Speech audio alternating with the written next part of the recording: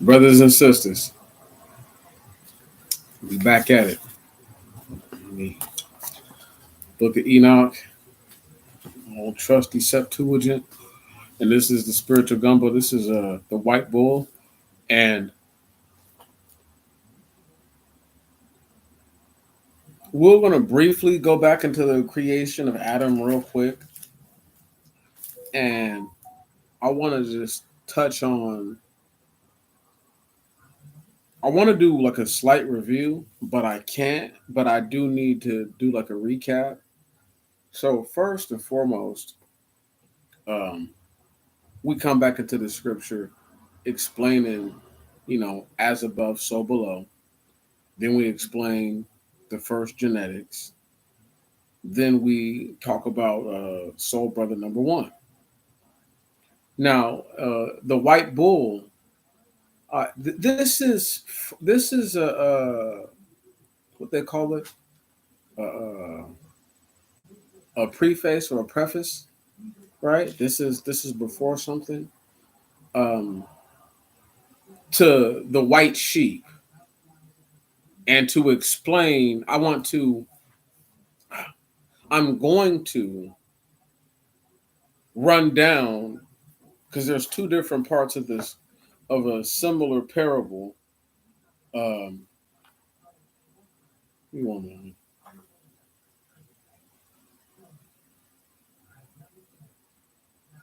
So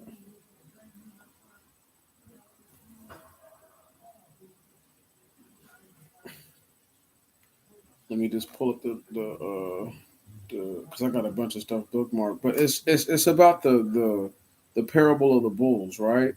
And it's not even the parable of the bulls. It's really kind of like the parable of life, of how everything happened, how everything started, and to give reference to like another thought. Um, it's not a surprise that the first. I'm a. I have to say so much. There's so much to say about this. You know, first off, the white bull is Adam.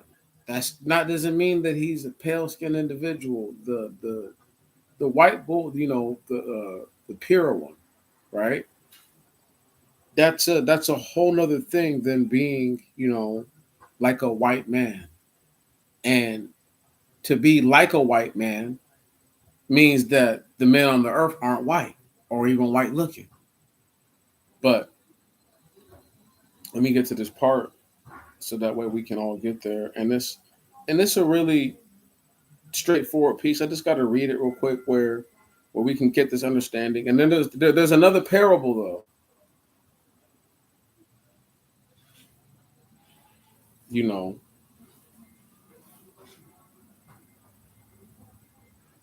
so this is deep.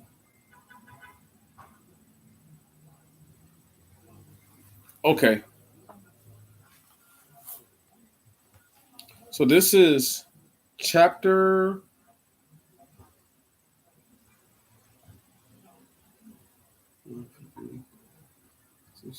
85, verse 1. And we're going to just start, but then we're going to move on. And the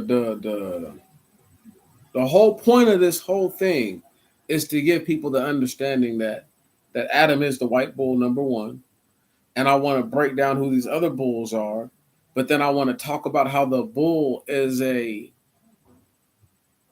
not just symbology. It's a representation of the spirit of the man. And if we're talking what sort of animal a bull is a clean animal. It parts the hoof and it eats the chud or the cud. But for those who are not as far into the journey of reading the scripture, have not taken the time just yet to get around to it, to get their own understanding, I say this to you in jest, not to make you angry, but because the lack of understanding is within so many people, they can't perceive that when we read that the white bull's bloodline eventually become white sheep, we're removing the fact that something genetically happened for the white bull to become a white sheep. Now, this is me getting, once again, I'm getting lessons ahead, but I have to get ahead so that way we can stay ahead, so that way we can all be on the same level. Now, right here, verse 1. And after this, I saw another dream, and I will show the whole dream to thee, my son. And Enoch lifted up his voice and spake to his son Methuselah, to thee, my son, the man who lived the longest, to thee, my son, will I speak. Hear my words. Incline thine ear to the dream vision, to the what? Dream vision of thy father. Before I took thy mother Edna, I saw in a vision on my bed, behold, a bull came forth from the earth, and that bull was white. Okay,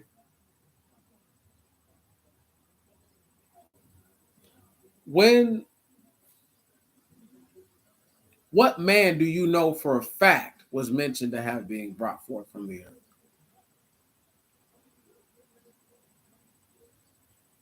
I'm just saying. Now let's just keep reading so that way everybody can get on the same wavelength.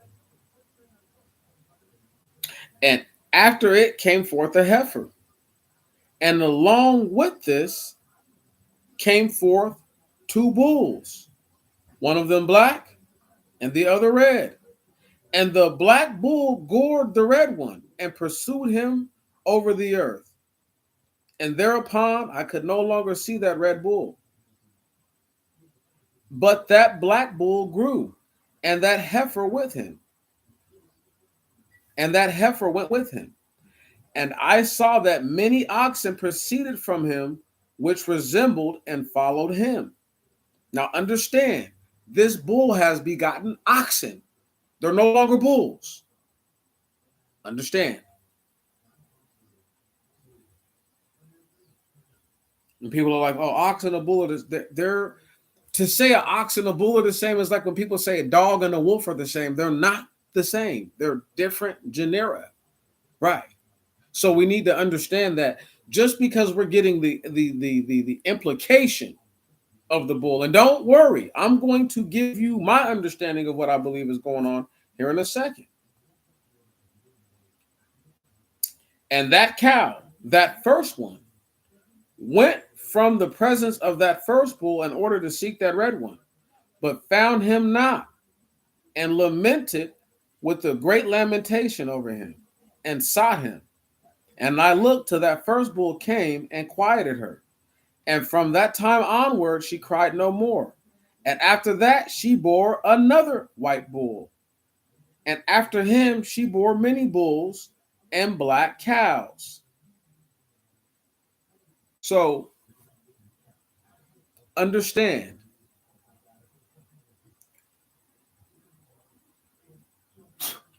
the white bull, the white bull is again in representation Adam, right? Now, I know people are gonna say, Meech, you're reading too far into it.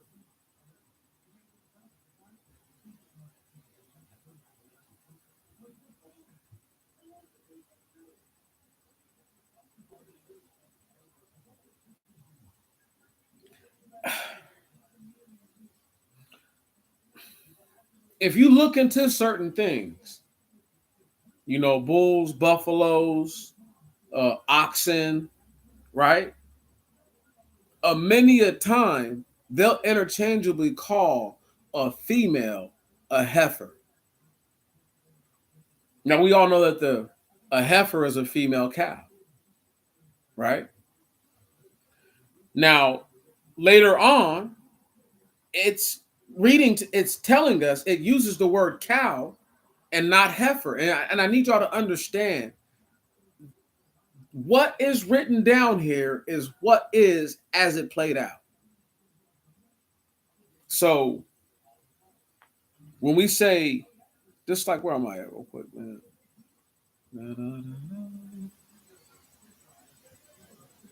Where we at? Let's see if I got this. Cancel. No, it's acting up. It's okay. I'll just shut that down. Anyway, for there to be a difference in what's being mentioned, I just need y'all to understand. Like we're getting ourselves the understanding we need of the white bull. Now we need to dwell within this for a moment, and I'm going to read to you, right, how Adam was created. Again, a Jane.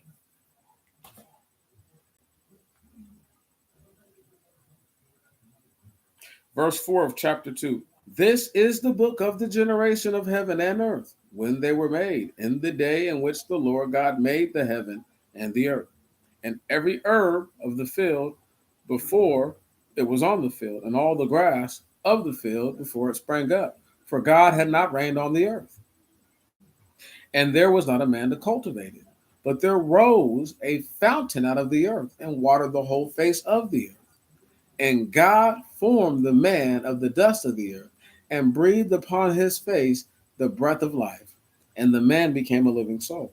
Now, even though it's not as descriptive here, verse 3, before I took thy mother Edna, I saw in a vision on my bed, and behold, a bull came forth from the earth, and that bull was white.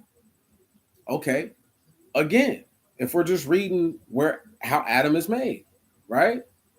And it says, but there rose, verse 6, chapter 2 of Genesis, but there rose a fountain out of the earth and watered the whole face of the earth. And God formed man of the dust of the earth and breathed upon his face the breath of life. And the man became a living soul. And again, right here, verse 3 of chapter 85 of the book of Enoch, skip into the verse. I saw in a vision on my bed, and behold, a bull came forth from the earth. Again, this is why people can't parallel the two books, because the book of Enoch is a condensed version of all the things that would take place up into a certain junction in time for mankind.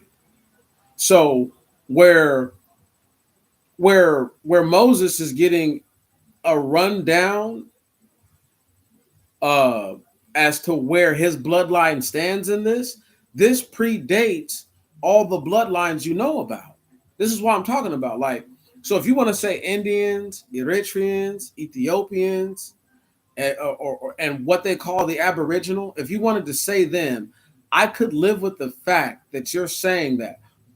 But caveat, real quick, because I spoke to my brother Andre about this the other day.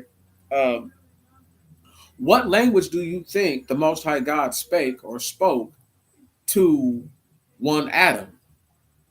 Right on. What language do you think the animals spoke or spake to Noah as they came to the ark, in pairs or in sevens?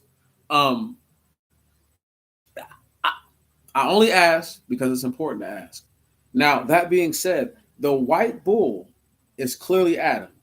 Now, we know that even if you were to look at the region of the earth that that's in, we know that the soil that he was made from is brown. So again, when you hear white bull, you cannot automatically insinuate and associate that with the false or misleading understanding of what people call race. So it's just one of those things where people just don't get it. Now again, let's let's see it for what it's worth, right? Where we at? Because we're just reading.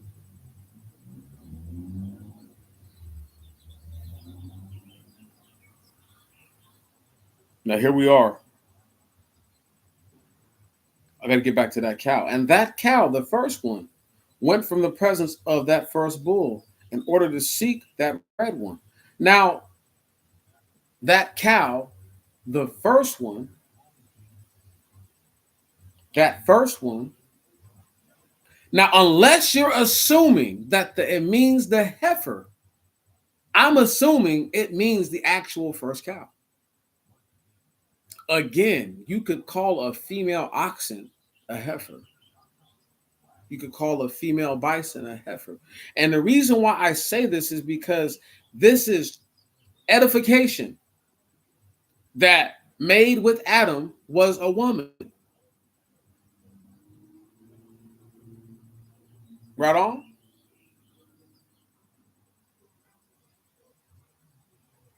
Now, when it says that, and along with this came forth two bulls, one of them black and the other red. Now, I need y'all to understand this is clearly Cain and Abel, right? Clearly, obviously. The black is a denotion of darkness, possibly of some sort of evil, and the red is a representation of the blood or of sacrifice. So when you read and understand again, when you see this again, I'm not gonna read the whole thing right now because I'm gonna have to jump all over the whole scripture to read the whole parable of the animals. But I just need it for people to understand that that cow, that first one, verse 6, chapter 85 in the book of Enoch, that is reminiscent of chapter 2 of the Genesis, excuse me, chapter 3 of the Genesis. No, chapter 2, that's right. At the very end, verse 22, and God formed the rib which he took from Adam into a woman and brought her to Adam. And Adam said, this is now bone of my bones and flesh of my flesh. And she shall be called woman because she was taken out of her husband. Stop right there. Okay. So what we're getting is that this genetic resemblance from the bull to the cow is greater than the bull to just a run-of-the-mill heifer of any female cattle-like animal that has a similar genomic sequence to that which you call a bull. I don't want to get too carried away with those type of words, but I do need to express the point, and I need to accentuate the point that the connection here between, and we're talking, it's taken 5 or 6 verses or 3 or 4 sentences to get out in what they're saying in 2 or 3 words in the book of Enoch. So the translation of the understanding is totally different. Again, now here we go. Verse 7. And I looked till that first bull came to her and quieted her. Now this is Adam finding Eve, right? Now it doesn't mention what color the cow is, but we're going to get an understanding of what color the cow is here in a moment. And I looked till that first bull came and quieted her. And from that time onward, she cried no more. And this is again chapter 85 of the book of Enoch. That was verse 7, going to verse 8. And after that, she bore another white bull. And after him, she bore many bulls and black cows. Doesn't tell us what color all the bulls were, but it led us to know that many black cows were born from this cow. So meaning she has the genetic, I won't even call it a discrepancy. It's a natural underlying thing. One can commit evil without actually being intently evil. So the representation of evil on the physical plane, we all know right from wrong. And the people who claim to be amoral pragmatists would never walk out into the middle of the road without looking. You have to have something wrong with you, and you're not a pragmatist if you'll walk out into the road without looking. So therefore, you can't be amoral and a pragmatist all at the same time. The two things are oxymoronic. However, since people do have an understanding of those types of things, I can speak to it. That the black bull, again, is in representation of something that is impure.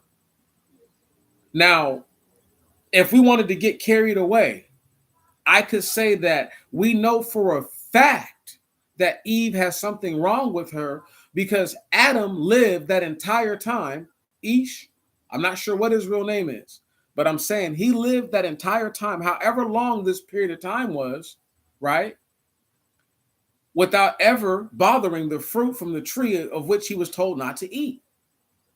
She was able to be deceived by the serpent.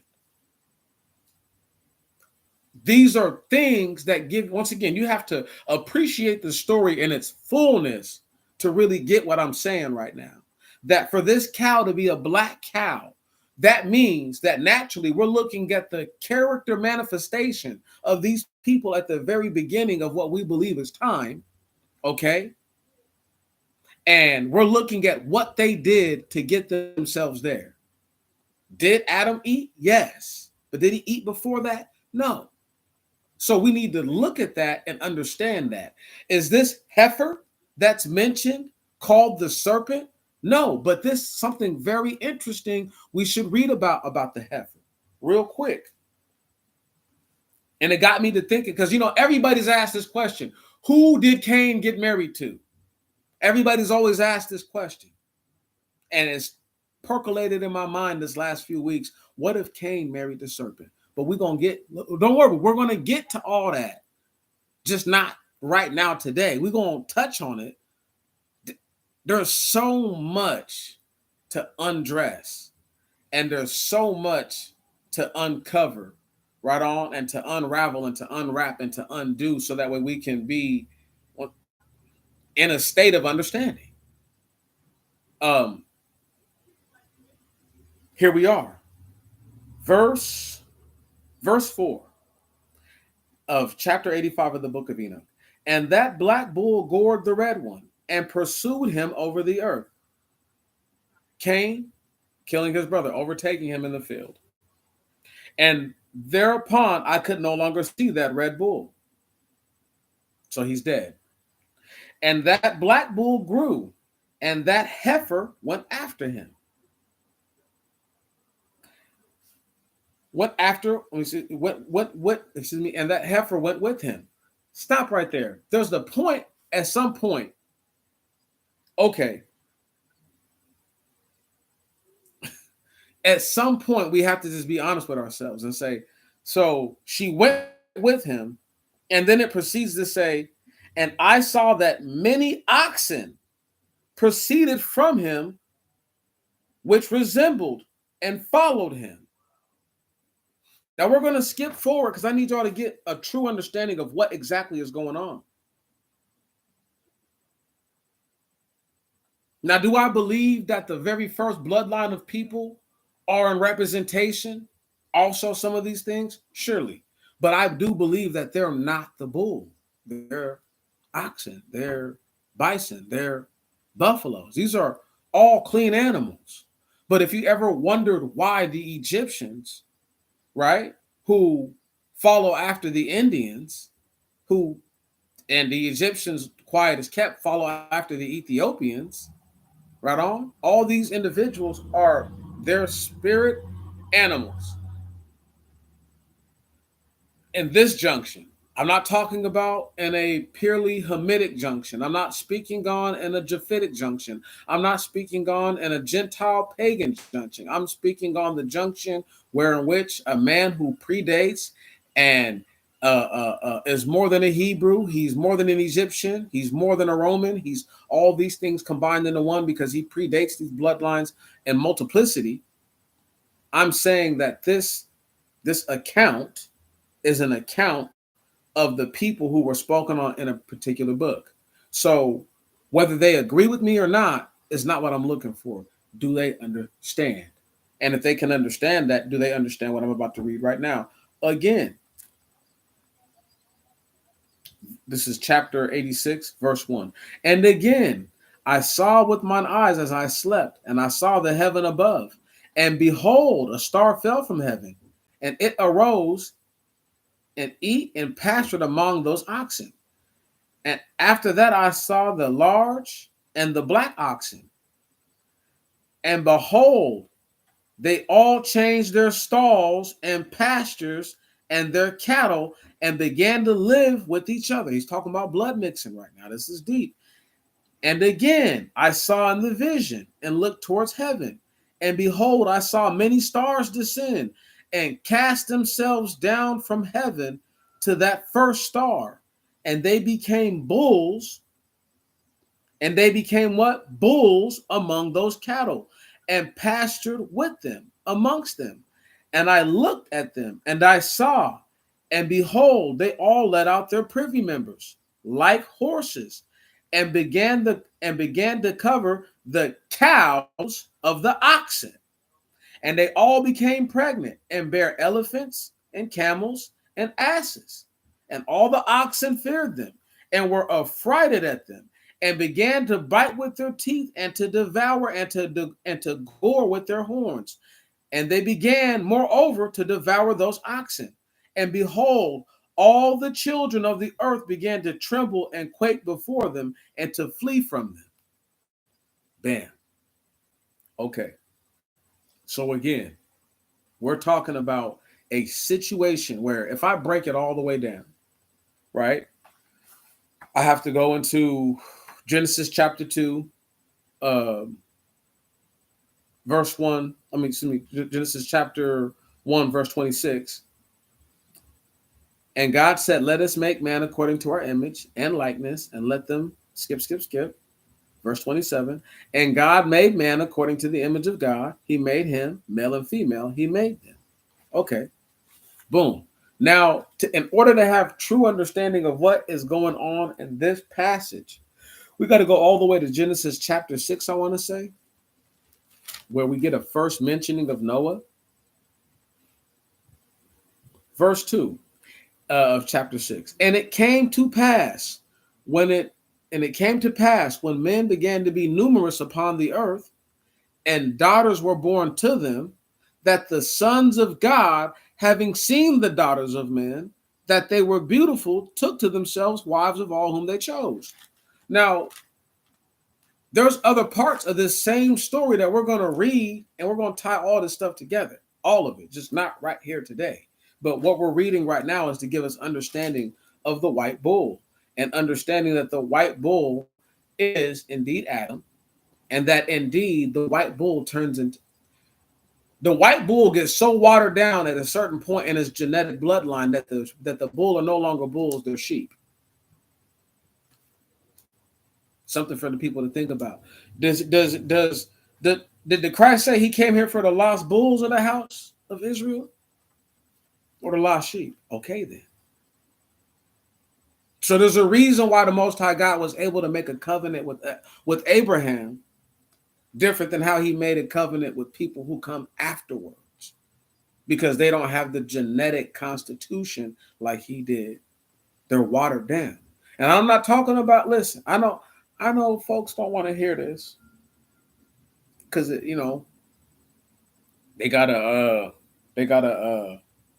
white man or a white woman or something other than a black person in their direct lineage, and some of them don't even know it. Some of them got like I won't say savage islanders, but like I'm talking about like black, like Caribbean islanders, like them dudes who were like extra tribalistic, barely pass for people. And when I say barely pass for people, we're not talking about skin tone. We're talking about like mentality here. Other than the fact that you have the sensation to eat, you're barely really a person, because, you have no inhibitions. You have no control over impulse. People who are capricious in nature. But what I'm saying is this. Did we all catch the part where the oxen, right? And then what does it break down to us? The who? The cows of the oxen. So again, a dictation and an understanding that whatever animals were here, because I need y'all to listen. Verse 2. And after that, I saw the large and the black oxen. So this is clearly after the black bull, who, again, if we have to read it to understand it, verse 5 of chapter 85 of the book of Enoch. But the black bull grew, but that black bull grew, and that heifer went with him. And I saw many oxen proceed from him, which resembled and followed him. If they resembled him, that means they were black too. So these are oxen. And what else? Cows, black cows. Why this is so important is because the mix up of understanding. So people are going to say, well, how do you know that they didn't mate with any of the children of Adam? Not to say that I know that 100% indefinitely. I'm saying on the level of the bloodline of the white bull is not tainted like the other blood. The white bull lasts all the way up until Isaac or Isaac, and only when he has children with with Rebecca does the bloodline change indefinitely. And one of the children is a black boar, and the other one is a white sheep. Now, the question you got to ask yourself is, what animal spiritually is Rebecca for her to give birth? Now, a boar is a clean animal. For anybody that's ever tried to say that a boar is a clean animal, it parts the hoof and it chews the cud, homie. A boar is not a swine, it's not a hog. They're different animals, they live differently. The only thing you can say is that wild boars will run through your corn patch and your vegetable fields all the same because they don't give a damn. But other than that, they're different animals. They have different ways they live. That being said, for there to be a distinction between the regular bull and the oxen, right? For there to be a distinction between the stars that come down and they what? What did they do? And they became bulls amongst those cattle. So they took the presence of a man again. How do I know they took the presence of a man? Because all the animals that were made all these things that are men were made in the image of the Most High God. Now, I'm not going to skip too far ahead. I will speak on this. There's only two people in this whole thing that are said to have, what's the word I'm looking for? To have surpassed, if you will, or overcame the primordial nature of what they were and were looked at as men. One of them being Noah, the first, he's the reason why the bloodlines are still on earth. And then the second one being Moses. And he brought the law to the earth. He brought God's law, the law that was brought to the earth. None of those ordinances can you find on the earth before that. In fact, you will find ordinances that are counterintuitive, that are diametrically opposed, that are the opposite of that, i.e., the code of Hammurabi, or the code or laws of Hammurabi. Those are all totally against what is in the Bible. They're totally different. Like, it's okay to have slaves. You can kill people who try to free your slaves, all kind of stuff. I have to say these things so that way people can get the understanding. The book of Enoch is telling us that these bulls came down, not bulls, these stars came down and made themselves like bull. What were their privy members like, though? Like that of horses. Right. And what came out of them? Out of these cows that got pregnant? Of the oxen. Not the cows of the bulls, the cows of the oxen. That's why I say that.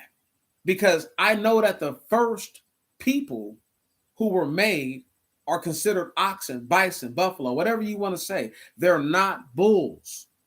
They're not us. This is edification to the fact of when I said soul brother number one, that makes him soul brother number one. You can argue that it's not true. You can say it's not true. You can feel like it's not true. But those are the things that are, again, the Most High God breathed upon his face the breath of life. He's considered a bull. These other individuals who were already here, they're not even spoke about because that's not Enoch's bloodline. So why is he worried about not his bloodline? Again, the Bible is to give Moses an understanding of how things came to be on the earth, and to give him understanding of the different bloodlines that were on the earth. The names that are mentioned in the Bible, even though they're not the same names when they were originally spoken, those are the names that would have been relatable and known to this individual known as Moses at that time. So the name Amalekite would have been a name he knew. The name Egyptian would have been a name he knew. Right. So like when people try to make it like, oh, an Ishmaelite or an Arabian or whatever, it's like, yo, this man knew what those people were. There would be the Most High God. What sense would he make to tell you about somebody you don't know about? Something that you have no clue about. And all these things were happening at a certain period of time. So again, Moses is more able to relate and to connect. Not to say it's right, wrong, or indifferent. I'm just saying. But that being said, though, the white bull is a concept that we need to look at and understand genetic purity when you hear that.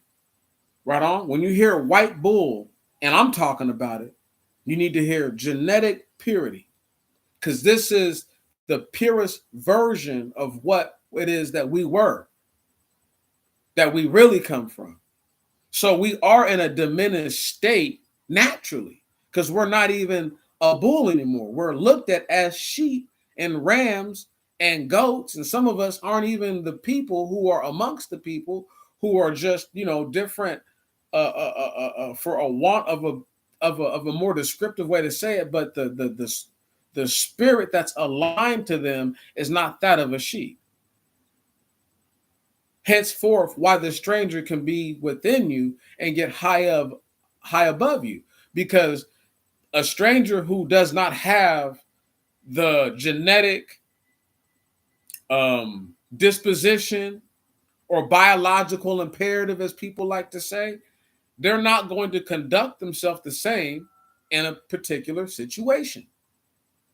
Now, people don't, once again, they don't want to hear these things because they want to be the bulls. They want to be the sheep. They want to be everything. And once again, if you let black people tell it, they're worse than the white folks because they're everybody. But you genetically cannot be everyone. You could be related to some of these people, distant cousins type of shit, but you cannot be everybody. It's literally impossible. It's literally impossible. You cannot be everybody, y'all. So when you have people who in their minds are telling themselves, oh, we're the Egyptians. Okay, so what about the Ethiopians who are their own people? What about the Eritreans who are their own people? And both of them respectively claim to be the first people. So what about them? Right? So you're just going to, again, I know that we're different. I'm saying you're just going to totally disregard them to give yourself an identity that you truly don't have. Because nobody accepts, like, people don't want to hear this, but unless you're talking to trained scholars, nobody accepts that Egyptians were black. Nobody accepts that the Greeks were black or that the Romans were black. If you let most Nuwabians and Egyptologists and those type of dudes tell Cushites, if you let them tell their tale, they'll tell you that the Romans were white, the Greeks were white, but that's what they were showing on TV. That's not what they know. That's not what they know. That's what they saw on a television set.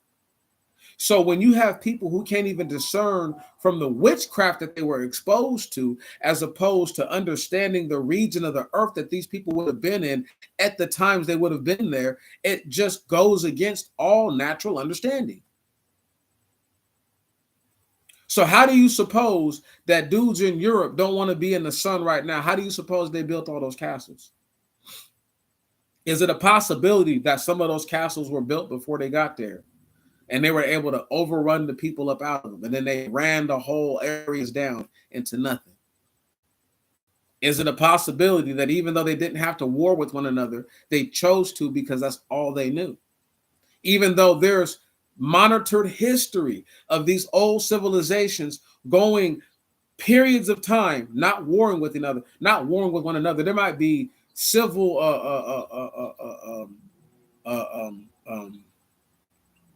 insurrections. There might be, uprisings within the people for a plethora of reasons.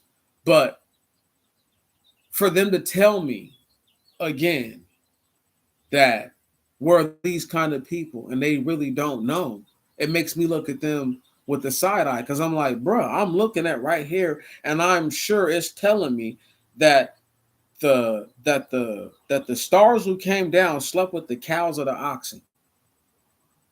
So that means that the bloodline of Adam, even if you want to say that some of these were the children of Cain, some of Cain's, again, at what point won't their bloodline be watered down? So even if he ran off with the serpent, let's argue that, right? And he has children with the serpent at first. At what point, once those children start to have children with the children of the earth, will they not just become what those people are? Right. So we're not talking about a situation where I'm trying to confuse you. I'm talking about, like, it's not mentioned right then and there, but we know for a fact there were people on the earth. We know it. Right. So for for him to become a large, right, or for there to be a large and black oxen, right? And behold, verse 2 of chapter 86, book of Enoch, and behold, they all changed their stalls and pastures and their cattle and began to live with each other. That means that the original people that were on the earth, who were a certain type of oxen, switched up and they began to blood mix with the children of Cain. So now you have a totally mixed up thing, but they're still oxen nonetheless. They're not bulls at this point. We have to distinguish that. It's not even a black bull, it's the oxen. And so when we can look at that, I'm saying that these individuals lack soul constitution. And this is why they all became pregnant and bare elephants, camels, and asses. Now, I know people don't want to hear this. Every single animal that came out is an unclean animal. That means that when the white bull that is Abraham he begets a wild ass, that means that the mother, oh, this is deep, that the mother is unclean. Can you hear me? Meaning that she's an unclean animal, meaning that whatever the animal, and I'm pretty sure it's a wolf because the Egyptians are depicted as wolves in the book of Enoch. The wolf is an unclean animal. But just understand, though, even though that these stars of heaven presented themselves as bulls, the children that they produced clean animals were unclean. Every one of those is unclean. The elephant is unclean. The camel's unclean. The ass is unclean. Not to say that they don't have a designated purpose now on this earth. Not to say that they don't have a place now on this earth. But before they were present and available, they weren't here. And what did the presence of these things bring?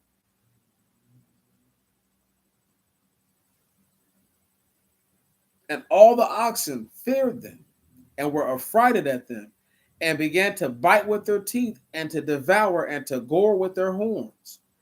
And they began, moreover, to devour those oxen. It's talking about the elephants, camels, and asses, devouring the oxen. And behold, all the children of the earth began to tremble and quake before them, and to flee from them. Now, when it says children of the earth, clearly, you see, that's not a play on words. That's explaining to us Right on? Because all animals have children.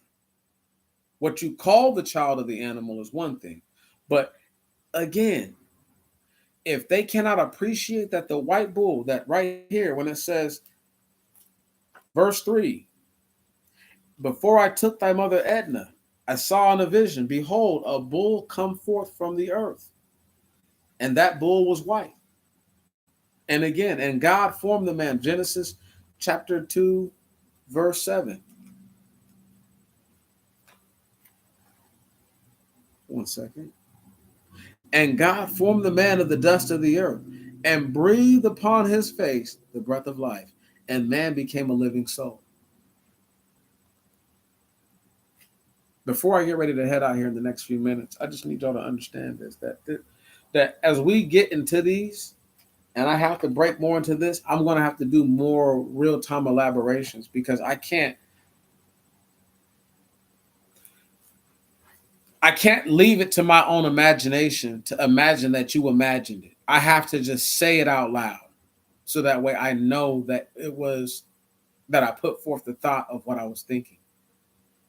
And I didn't want you to try to think the thought that I was thinking because I already told you the thought that I was thinking so you could think your own thoughts and come to your own conclusions. But it's imperative that you understand this. We're in a time where, and I know people probably thinking like, bro, what the hell is your point with all this? When I get into this next thing and I read about the seed of the serpent and I start to break down the seed of the serpent and I really try to get into it, I need y'all to really understand like there's differing bloodlines. The bloodlines of the angels, the evil spirits that were in the bodies of the giants are still on this earth. They're inside of some of the bodies of the people that live on this earth. Some of those spirits are never going to be judged. Right. Right. Because the spirit itself is not from the earth. You get me? The spirit itself is not from the earth. Now, that being said,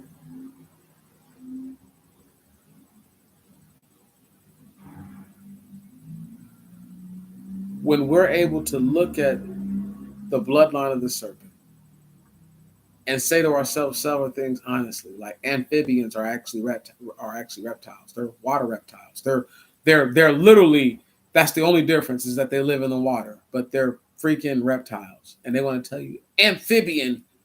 They just made up a fucking word, right? They just took amphibious and then just put IAN like reptilian, right? You know what I mean? And they just put that right there. That's it, we good. But that's not what they are. They're reptiles. They're water reptiles, like the Most High God told us, like the first things that were created. That being said, does it tell us, other than saying that the serpent was the most cunning of all the brutes of the field, the most crafty?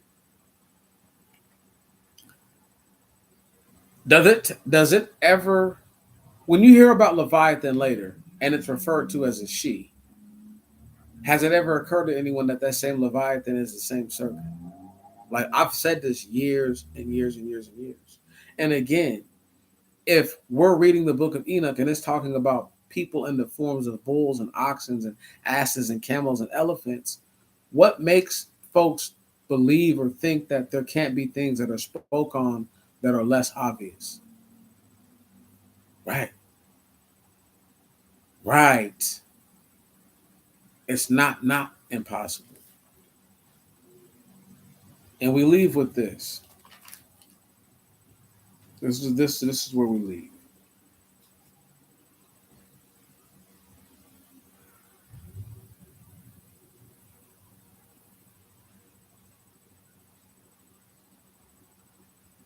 Verse 16. And I will put verse 16 of chapter 3 of the Genesis. And I will put enmity between thee and the woman, between thy seed and her seed. He shall watch against thy head, and thou shalt watch against his heel. Now, again, let's just assume that some of the serpent seed was able to get into that oxen bloodline, right? That black cow bloodline. Let's just assume that the sons of of Noah didn't marry women that were considered oxen. Listen to me now. This is deep, right? Now, some of them obviously had to because you have white bulls up until Abraham. So somebody had to get with somebody that was clean. I'm saying, what bloodlines do they come from? Again, if if one of these guys, if just one of them is married to a woman that's from the bloodline of the serpent, do y'all understand that you're talking about people who look just like you, who hate you? The seed of the angels is not exactly the seed of the serpent. Is there a chance, not even an off chance, is there a chance that they could have amalgamated and assimilated certain bloodlines of these people? For sure. I know for a fact they did. We call them the Huns, the Khans, the Mongols, the Franks, the Gauls, the Ostrogoths, the Visigoths. Don't worry, we're going to get to all that. But first, we got to break down to people the understanding that your most clear and present enemy looks more like you than anybody else on the earth. Yeah, yeah. Because that heifer who ran off with the black cow, the black bull, you see, it's actually this serpent. In my mind, in my little measly little mind, that's what I imagined. I imagined that the serpent was the very first wife of this dude. Yeah. Now, it doesn't talk about the downfall of that bull in there, does it? It doesn't even bring up that part. It just, right, glossed over the whole eating of the fruit and everything. Just skip right to him having children. Come on, man. For real, listen to this part here. Verse 9. And in my sleep, that white bull likewise grow and become a great white bull. And from him proceeded many white bulls, and they resembled him. And they began to beget many white bulls, which resembled them, one following the other, even many. Now, why this is so important, why that was so critical, is because the white bull that's mentioned after that is Seth. Right, and from Seth, all the other white bulls come on down. Thank you. In order for that to be the case, there has to be a genetic constitution for it. So because the black bull, the black cow, the cow, whatever color she is, I'm guessing she's black, but the black cow was taken out of the white bull. How do we know this? Because Eve or Isha or Zoe was taken out of the man. We need to read the story in the book of Enoch with the lens of the entire scripture. Like I said, it takes way more verses to cover the same ground that one or two sentences might cover there. Or you got to jump all over the scripture just to tie together this whole page. And I mean, jump all over the scripture. I mean that. So, because that's the case, most people can't even understand what they're dealing with. I need for people to get the white bull so that way when I talk about the white sheep, they understand why I say white sheep and not just sheep. Now, when the Christ was here, they're going to say, "Well, why didn't he say he's here for the lost white sheep of the house of Israel?" Relax. Relax. He's not the greatest scribe to ever live. A man that was translated. Come on. He was never a man that was translated into. He was a spirit born in the flesh of a man, okay, that fulfilled a whole other kind of mission. Totally different subject, totally different thing. However, I have to bring it up because that way people can understand that the bull downgrades into a sheep. Not to say that there's no more bulls left on the earth. They're just not white bulls from what I know. From what's written, from what is understood, the white bull has to be recreated. The bloodline has to be reconstituted. Right. I'm just giving you the little scant understanding that I have. Now, again, I'm getting ready to roll out. I ask you this: who was Cain's wife?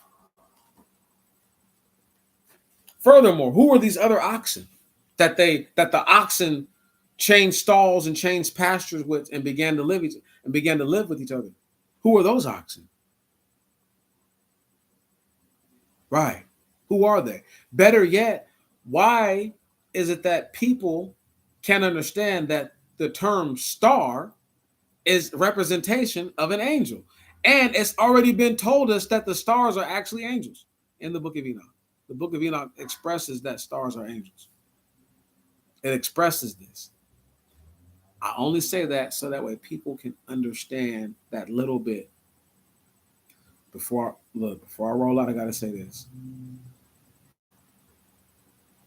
Pastor, preacher, reverend, bishop, minister, rabbi, pope, cardinal, whatever you want to say, line them up. And I'm going to take their whole head off politely. Right on? Because I already know for a fact that they don't understand these things. I know it. Because if they did, they would tell the people. It's okay telling people that they're different genetically, but they want you to believe that you're the same, even though you look different from these dudes. They want you to think that you're the same as everybody else, even though you look different than them. That's the sort of ridiculousness that has the earth in a derision and in a delusion that people are having a hard time, a very difficult time fighting their way out. If the people were the same, why would the Most High God need to make a difference and a distinction between the Egyptians and the Hebrews? With that said, may tomorrow be better than today, and may your next week be better than your last. I salute you. I salute you again. I salute you once more. All I can say is this: they so badly do not understand that the white bull does not become something unclean, but something lesser than. But because we are in a lesser state, it gives us something to work for, brothers and sisters. It really does. Spiritual gumbo.